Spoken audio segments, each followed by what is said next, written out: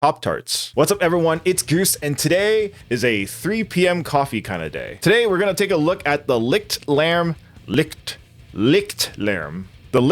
Audio Medusa and see how different modelers handle the Swedish chainsaw tone.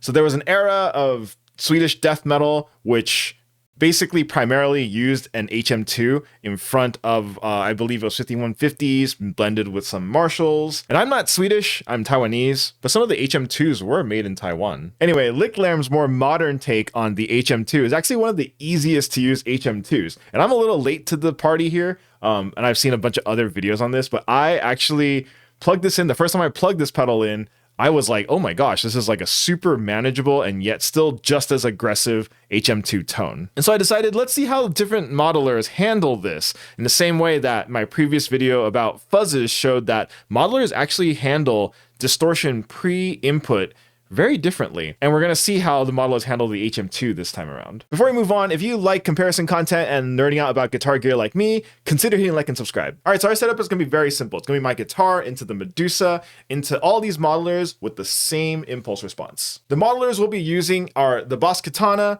as well as the Fractal FM9, the Quad Cortex, and the Line 6 HX Stomp. I'm gonna use my PV Invective as well as a tube amp reference for how proper tube amp takes the HM2. And I actually referenced Ilga Valverta, I'm hoping I'm pronouncing that right, in his video on how to get an HM2 tone, which he used basically a somewhat clean 5150 with the HM2. And we're gonna be running a similar clean with all of the modeler units. I decided to use my PV Invective as a reference for the clean, and I decided to use for the other modelers the Crunch 5150, because no one models the 5150 clean channel, because why would they? And the PV Invective clean is a little different than a usual 5150s, but I was able to take that Crunch channel on the other modelers and dial down the gain until it was about as clean as the PV Invective is, with the slight bit of breakup. And luckily the HX Stomp has an Invective, so I just used that for that one. But the other ones are using a very light crunch basically. So here's a sample of all the clean tones we're going to be using on all the modelers and amps before turning on the Medusa.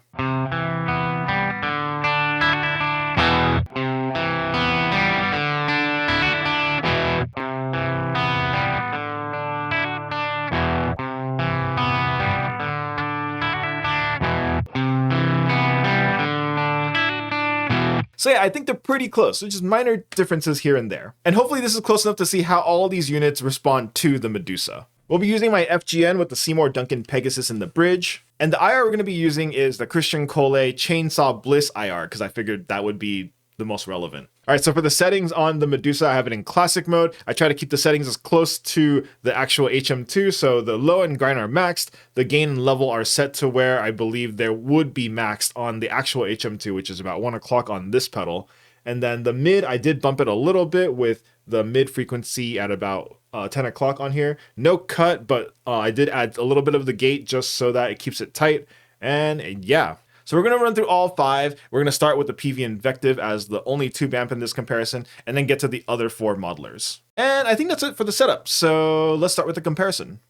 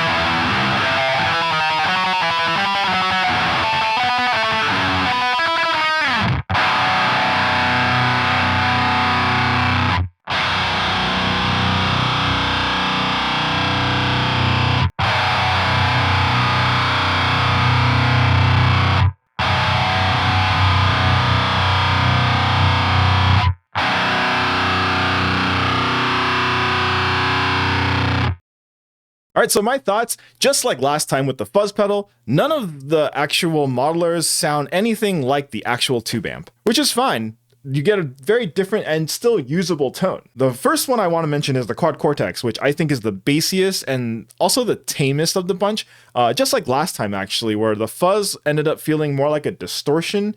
The HM2 sound in the quad cortex is just tamed down slightly compared to the other units. The HX Stomp is definitely the honkiest of the bunch and also the least low end.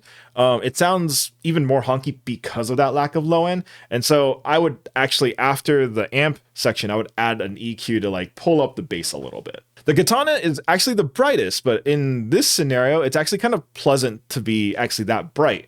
It actually cuts through the mix really, really well. And then the FM9 is, I would say, the flattest feeling. The character of the HM2 is still there, but it is just a little flatter in terms of overall frequency response. And if I were to choose of these four, I would go with either the Katana or the FM9, just based on the tones that I got. With more adjustments, I definitely sure the other two units would be very much usable, the HX Stomp and the Quad Cortex. But just as they are right now, I would choose the Katana and Fractal. And that's what I did for the demo in the beginning of the video where I had drums playing as well with the guitars. That was with the Katana on one side and the Fractal on the other. But yeah, all of them ended up sounding actually pretty different. And that's actually very interesting because I've never thought about if you had a distortion pedal that you really liked using and you just want to have a modeler for convenience and effects. I never realized that the distortion could be different depending on the modeler, which makes sense. I mean, all these circuits, all these units run different input circuits. We need to talk about the star of the show, the licked larynx Medusa. This is so easy to use. The only thing you have to realize is that gain and level at about 12, or between noon and 1 o'clock, is about the same as like a maxed out HM2. So you actually have more range here, which is insane if you want even more distortion for whatever reason. And yeah, with just a little bit of that gate and the cut, this was super tight. I want to explore the blend feature even more. I was running my Friedman BEOD in the loop of the Medusa, and I think I have to play with it a little bit more because basically trying to balance the two distortion pedals can get difficult, but that's actually one of the things I wanted to mention about this is I would just run this on its own. And I know that the HM2 tones on albums were blended with like Marshalls and whatnot, but I would just use this on its own. It actually just sounds really good on its own. And I think the original HM2 does sound great on its own as well, but this is just ridiculously easy to use. I think this just makes it even more approachable. And that tone, it's weird because you play through an HM2 and you go back to a regular high gain guitar tone and everything just suddenly feels sterile. 10 out of 10. I don't give scores to things usually, but 10 out of 10. But yeah, let me know in the comments down below which modeler did you like the Medusa paired with the most, and or if you just like the tube amp the most. That's completely fair as well. Anyway, that's gonna do it for me. Thank you all so much for watching. I hope y'all enjoyed this video and this comparison, and I'll catch y'all on the next one. Later. Good boy. Who's a good boy?